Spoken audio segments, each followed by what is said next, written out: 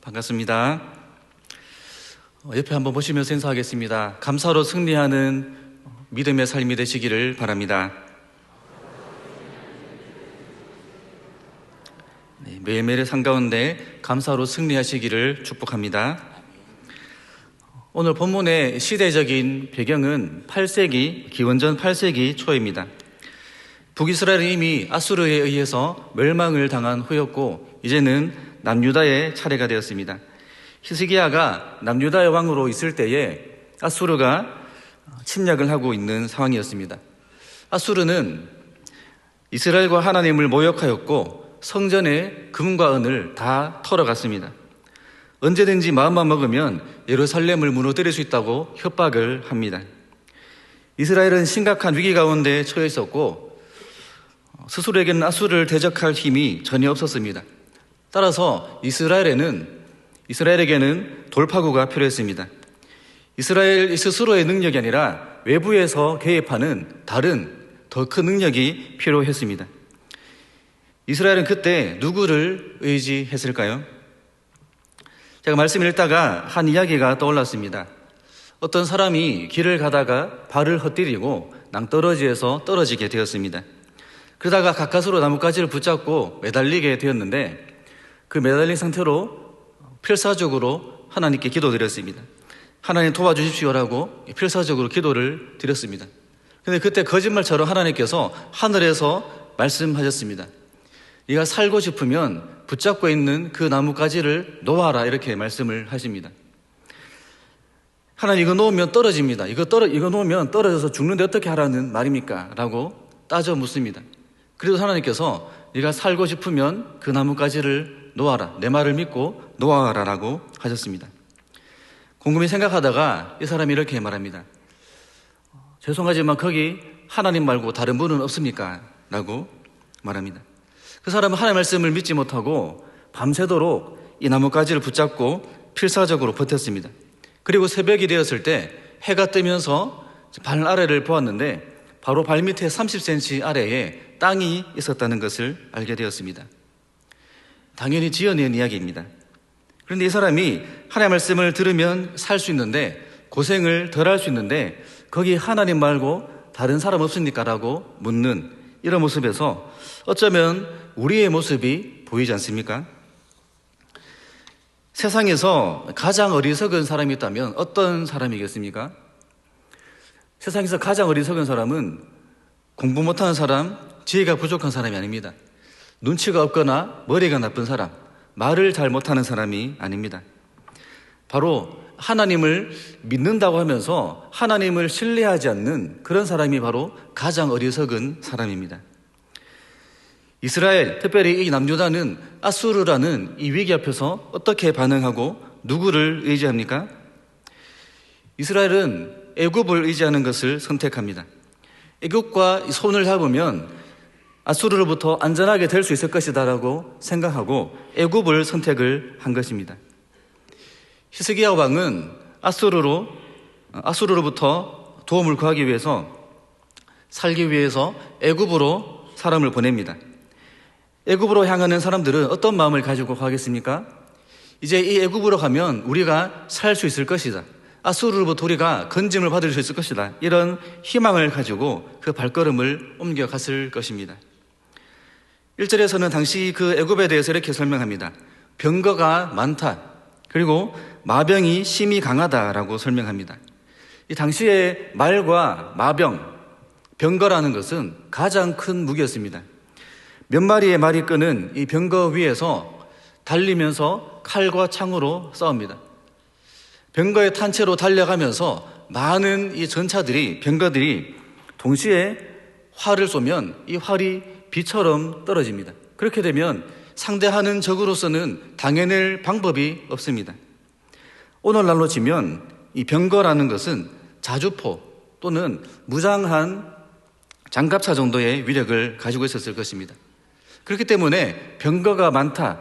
그리고 이 병거를 운영하는 마병이 심히 강했다라고 합니다. 이 애굽이 그런 힘을 가지고 있었기 때문에 유다가 보기에 이 애굽은 의지할 만한 강한 나라로 보였을 것입니다. 그렇지만 이스라엘이 의지해야 할 대상은 애굽이 아니었습니다. 이스라엘에는 이미 의지할 만한 분이 있었기 때문입니다. 1절에서 말하는 이스라엘에 거룩하신 자가 계셨기 때문입니다. 이스라엘의 거룩하신 자 여호와 하나님은 어떤 분이십니까? 애굽에서 비참한 노예로 그들이 살고 있었지만 그들을 건져주신 분입니다. 애굽의 군대를 바다를 가리시면서 전멸시키신 분이십니다. 광야에서도 그를 지키셨고 모든 이방 민족의 공격 속에서도 그들을 항상 도우셨던 분입니다. 그렇지만 이스라엘은 결정적인 위기 앞에서 하나님을 앙모하지 않았습니다. 즉 하나님을 바라보지 않았습니다. 하나님을 바라보지 않았기 때문에 당연히 하나님께 도움을 구하지도 않습니다. 여러분, 진짜 믿음은 언제 어떻게 증명이 되겠습니까? 바로 위기 가운데 증명이 되는 것입니다. 우리가 가진 믿음이 진짜 믿음이냐 아니냐는 우리가 심각한 위기 가운데 어려움을 겪을 때 누구를 의지하는가, 그 모습에서 증명이 되는 것입니다. 하나님께서는 이스라엘을 떠나지 않으실 것이고 그들을 버리지 않으실 것이라고 약속하셨습니다. 그렇지만 이 아수르라는 크고 강력한 실제적인 위기 앞에서 하나님의 약속은 신뢰할 만한 것이 되지 못하는 공허한 메아리일 뿐이었던 것 같습니다. 이스라엘은 하나님께서 애굽에서 노예 생활하던 조상들을 모세를 통해 건져주셨지만 그 애굽으로 제 발로 다시 찾아갑니다. 그리고 그 애굽을 향해서 우리를 도와달라, 우리를 구원해달라라고 하고 있는 것입니다. 얼마나 어리석은 이스라엘의 모습입니까? 그들은 보이지 않지만 분명히 살아계신 하나님을 의지하는 것을 포기하고 눈에 보이는 애굽의 많은 병거와 강한 마병들을 의지하는 것을 선택했습니다. 저는 이 시간에 오늘 말씀 제목처럼 내려감과 내려오심이라는 두 가지 키워드를 통해서 말씀을 나누고자 합니다.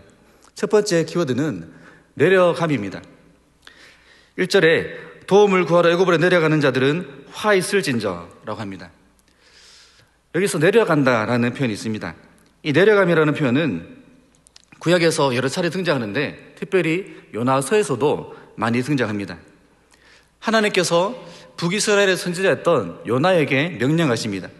니느웨로 가서 하나님의 말씀을 선포하라는 이 명령을 하시는데 요나는 거부합니다. 하나님의 말씀이 마음에 들지 않았습니다.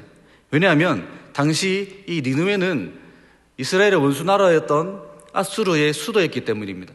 그곳에서 하나님의 말씀을 전한다는 것은 있을 수가 없는 일이었습니다. 그래서 요나는 자신의 생각에 하나님의 말씀이 옳지 않다라고 판단하고 그 말씀을 거역하기를 마음먹습니다. 그래서 당시에 그 세상의 끝이라고 여겨졌던 다시스, 오늘날로 치면 스페인 땅으로 도망치기를 결심합니다. 요나는 하나님의 낯을 피해서 가장 멀리 도망칠 수 있는 가장 먼 곳으로 도망을 치는 것입니다. 요나서 1장 3절 같이 한번 읽어보겠습니다. 그러나 요나가 여호와의 낯을 피하려고 일어나 다시스로 도망하려 하여 욥바로 내려갔더니 마침 다시스로 가는 배를 만난지라. 요나는 하나님의 말씀을 따라서 니느웨를 향해 가기를 거부하고 자기 뜻대로 다시스로 가는 배를 타기 위해서 욥바로 내려갔습니다. 욥바로 내려가서는 마침 딱 맞게 가장 정확한 그 타이밍에 다시스로 가는 배를 만나서 올라탑니다. 요나의 이 도피 작전은 순조로워 보였습니다.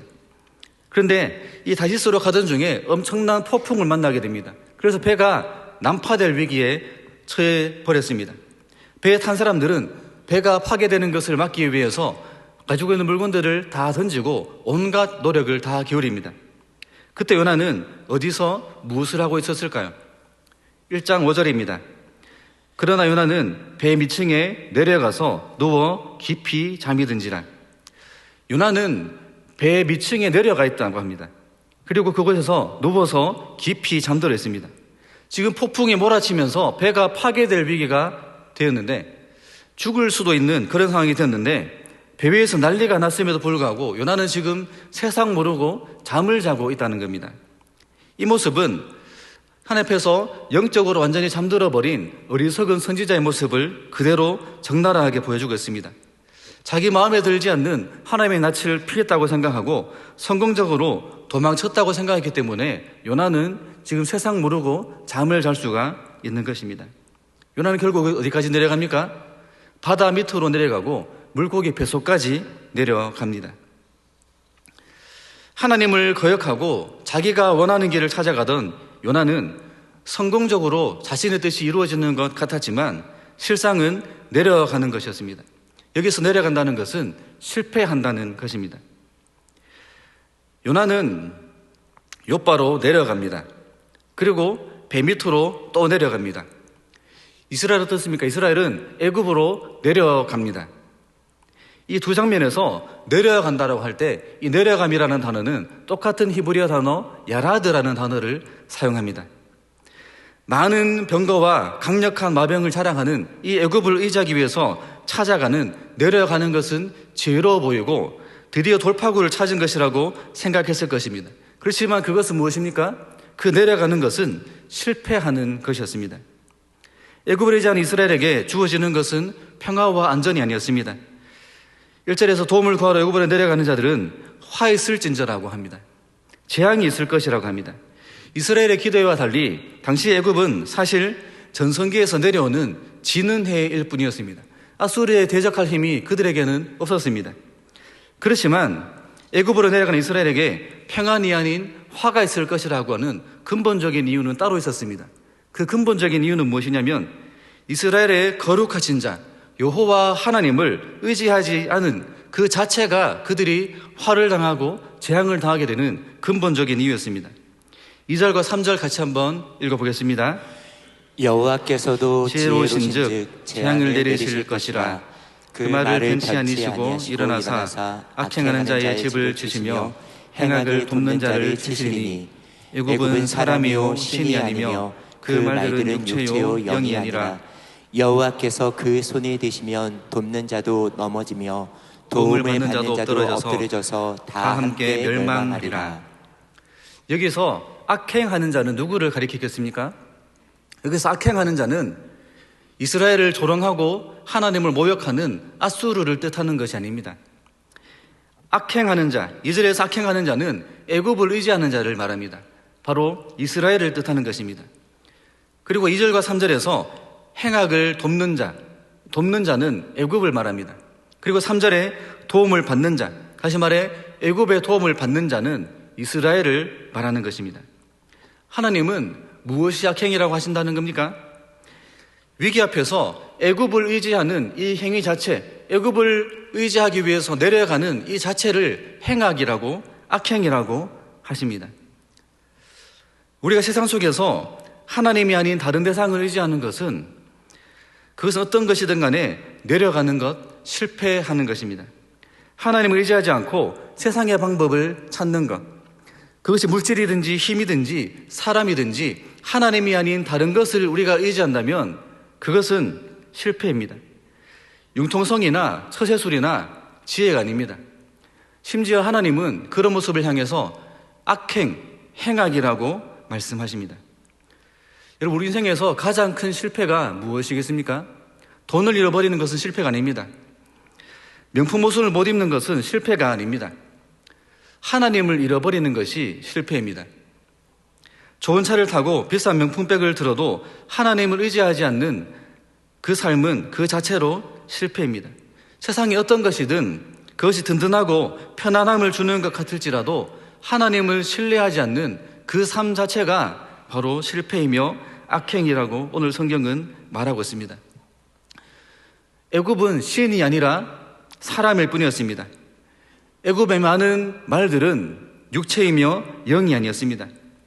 애굽 왕의 호칭 바로 파라오라고 하죠. 이 뜻이 무엇입니까? 태양의 아들, 태양신의 아들이 아닙니까?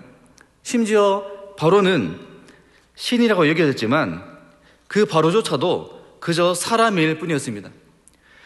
여호와께서 손을 펼치면 돕는 자 애굽도 넘어지게 될 것이고 도움을 받는 자 이스라엘도 엎드려져서 망하게 될 것입니다. 그렇지만 왜 이스라엘은 하나님이 아닌 애굽을 선택합니까? 왜 애굽을 의지합니까?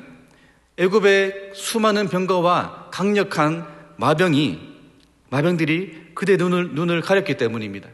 그들의 눈이 어두워지고 완전히 가려져서 살아계신 하나님을 보지 못했기 때문입니다. 우리는 분명히 기억해야 됩니다.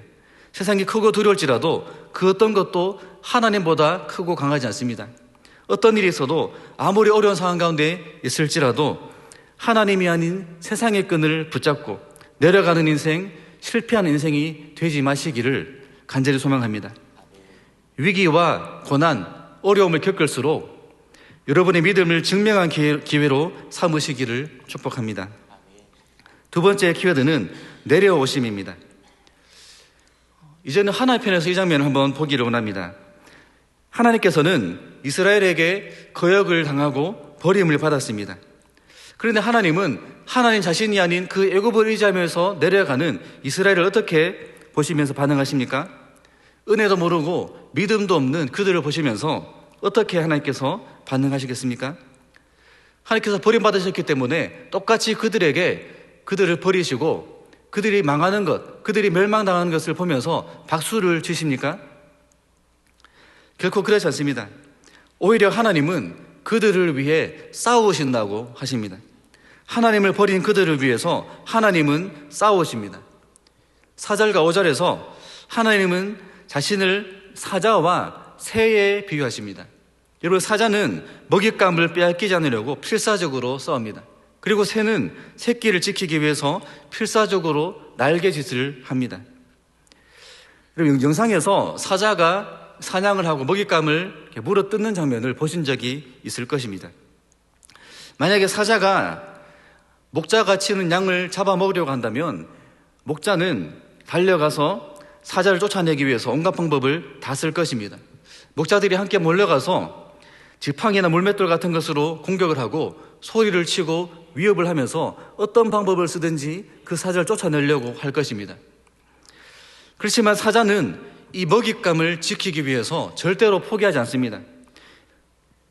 으르렁거리면서 필사적으로 버티면서 먹잇감을 계속해서 붙잡습니다. 먹이를 앞에 두고는 절대로 물러서지 않습니다. 강하고 큰 이빨로 그 양의 목덜미를 물어버립니다. 그리고 발톱으로, 날카로운 발톱으로 그 몸통을 잡고 붙잡아서 절대로 놓지 않습니다. 큰 사자, 젊은 사자는 필사적으로 자신이 잡은 이 앞에 있는 먹이를 절대로 놓치지가 않는 것입니다. 새는 어떻습니까? 여러분, 혹시 이 독수리가 병아리를 잡아먹으려고 물어가는 장면을 보신 적이 있습니까? 물론 저도 본 적은 없습니다. 영상에서 본 적은 있는데 독수리가 병아리를 잡아가려고 할 때 어미닭은 어떻게 하겠습니까? 자기 목숨을 지키려고 도망을 치겠습니까? 그렇지 않습니다. 자기가 독수리를 이길 수 없다는 것을 알면서도, 죽을 수도 있다는 것을 알면서도 겨우 닭 주제에 감히 독수리에게 덤빕니다. 그리고 아무 힘도 없는, 보잘것도 없는 그 부리로 독수리를 쪼고 발톱으로 핥힙니다.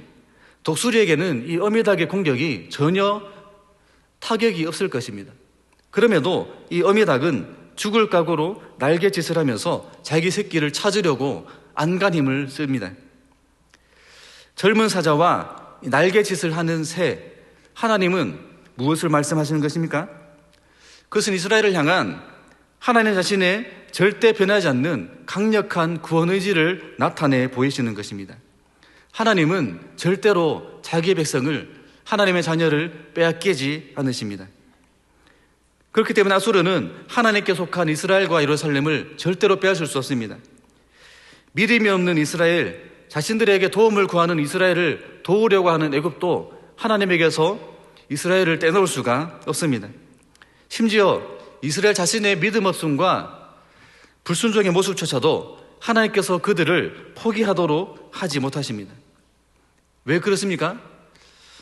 하나님께서는 어떤 대가를 치르더라도 자기 백성을 반드시 지키고야만 하는 분이시기 때문입니다.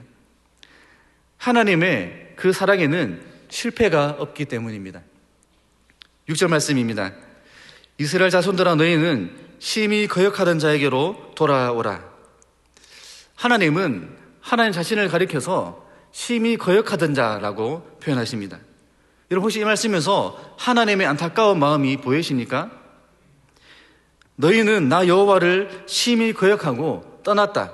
나는 너희에게 버림을 받았다는 겁니다.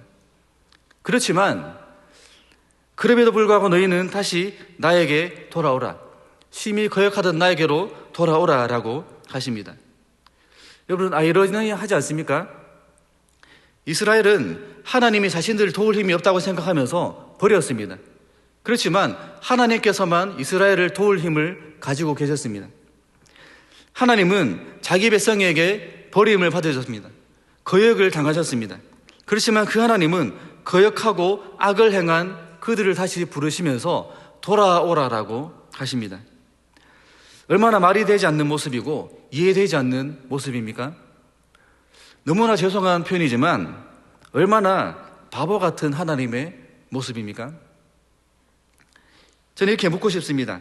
하나님은 자존심도 없으십니까? 그렇게 버림을 당하시고도 또 그들을 기다리십니까? 하나님 눈에는 저 악한 모습이, 교만한 모습이 보이지 않으십니까? 은혜도 모르는 저 배은망탕한 모습이 하나님께서는 보이지 않으십니까? 라고 묻고 싶습니다. 그렇지만 바로 그 모습이 하나님의 사랑인 것입니다. 저는 성경을 읽다가 성경 말씀이 저에게 이렇게 말씀하시는 것 같았습니다. 내가 너를 그렇게 사랑했다. 내가 애국과 같은 너를 그렇게 사랑했다라고 말씀하시는 것 같았습니다. 우리 모두 다 그런 경험이 있을 것입니다. 하나님을 떠나서 세상을 향해서 나가려고 했을 때가 있지 않습니까? 저도 모태신앙인데 모태신앙답게 정말 신앙생활 못했습니다.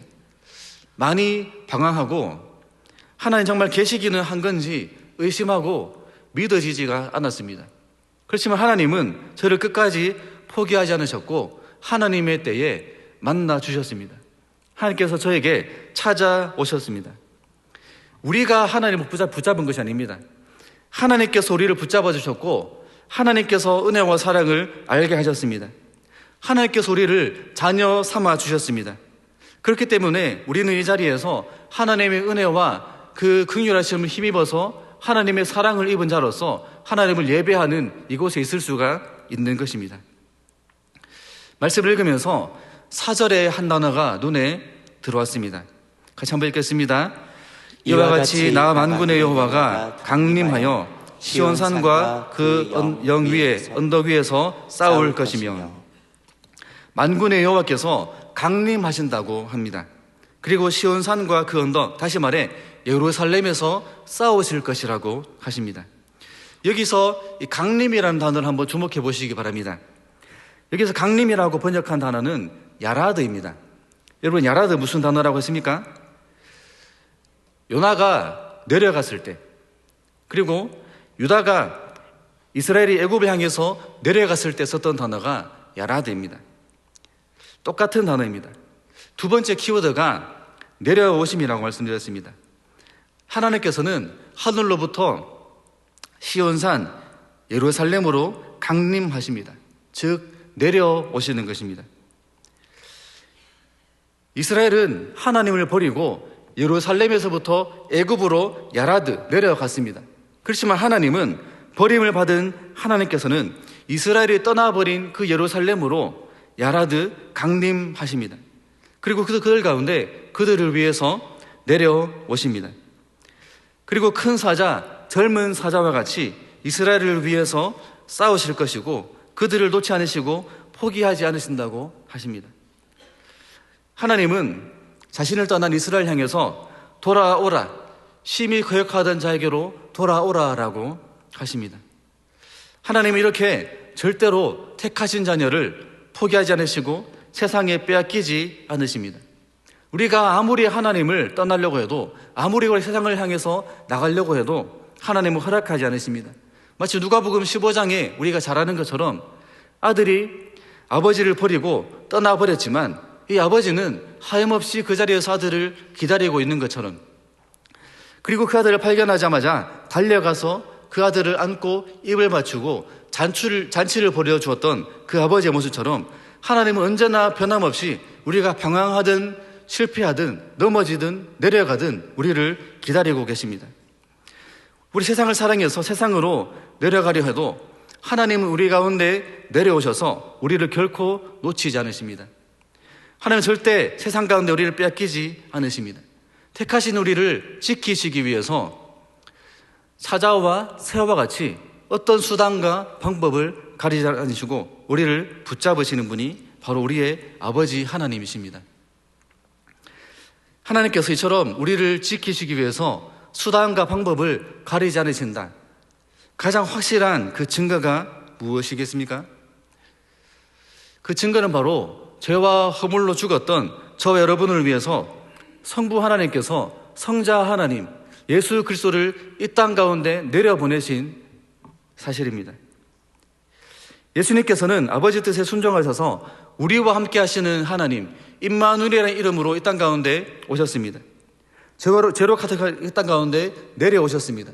그리고 죄인들의 친구가 되어주셨습니다. 우리의 친구가 되어주셨고 그뿐만 아니라 우리를 대신해서 저와 여러분의 모든 죄와 허물을 대신해서 십자가에서 죽으심으로 우리를 죄와 사망에서 건져내시고 하나님의 자녀로 회복시켜 주셨습니다. 그리고 우리에게 은혜 안에 있는 진짜 소망이 무엇인지를 알게 하셨습니다. 여러분, 얼마나 말이 안 되는 일입니까? 얼마나 이해할 수가 없는 일입니까? 죄는 우리가 지었습니다. 하나님을 떠나고 버린 것은 우리 자신입니다. 그렇지만 하나님께서는 마치 그 사실을 모르는 것처럼, 마치 자존심도 없으신 것처럼 우리를 위해서 가장 귀한 그 아들을 기꺼이 내려보내셨습니다. 그 아들의 생명을 우리를 위해서 포기하셨습니다. 죄가 없으신 생명의 주님께서 죄인들을 위해서 죽으셨습니다. 세상의 어떤 논리나 어떤 계산 방법으로, 어떤 뛰어난 학문으로 하나님이 죄인을 위해서 희생하시고 자신을 버리셨다는 그 사실을 이해할 수가 있겠습니까? 이것이 얼마나 큰 은혜이고 말도 안 되는 사랑입니까? 세상의 어떤 종교에서도 어떤 방법으로도 이것을 흉내낼 수가 없습니다. 이것은 오직 하나님 안에 있는 일방적인 은혜이고 완전하신 사랑입니다. 그 일방적인 은혜와 그 완전하신 사랑이 저와 여러분을 구원하셨음을 믿습니다. 말씀을 마무리하겠습니다. 그렇다면 오늘을 살아가는 우리의 선택은 무엇입니까? 하나님을 거역하고 세상을 의지하고 멸망을 향해 내려가는 인생을 선택하시겠습니까?